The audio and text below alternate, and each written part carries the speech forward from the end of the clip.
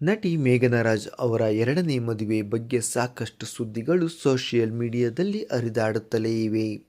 ಇದೀಗ ಎರಡನೇ ಮದುವೆ ಸುದ್ದಿ ಬೆನ್ನಲ್ಲೇ ಮೇಘನಾ ರಾಜ್ ಅವರು ಮೈದುನ ಧ್ರುವ ಸರ್ಜಾ ಬಗ್ಗೆ ಅಚ್ಚರಿಯ ಹೇಳಿಕೆಯೊಂದನ್ನು ಕೊಟ್ಟಿದ್ದಾರೆ.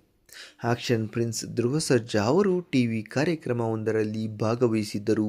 ಈ ಕಾರ್ಯಕ್ರಮದಲ್ಲಿ ಹಲವರು ಆಗಮಿಸಿ ಧ್ರುವ ಸರ್ಜಾ ಅವರ ಜೊತೆ ಕಳೆದ ಬಹು ಅಪರೂಪದ ವಿಚಾರಗಳನ್ನು ಹಂಚಿಕೊಂಡಿದ್ದಾರೆ.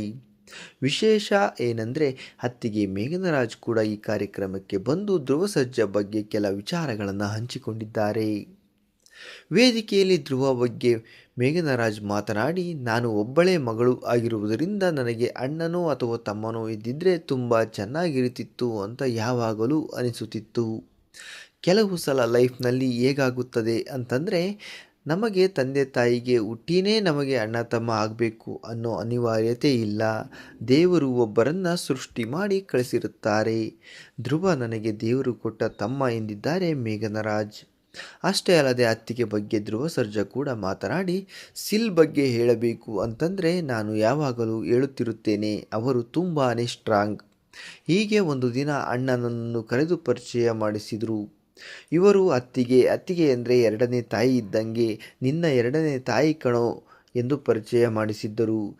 ತಾಯಿ ಅಂತ ಕರೆಯೋದಕ್ಕೆ ಆಗೋದಿಲ್ಲ ಅಲ್ವಾ, ಅದಕ್ಕೆ ಸಿಲ್ ಅಂತ ಕರಿತೀನಿ. ಅವರು ತುಂಬ ಸಪೋರ್ಟಿವ್ ಎಂದಿದ್ದಾರೆ ನಟ ಧ್ರುವ ಸರ್ಜಾ.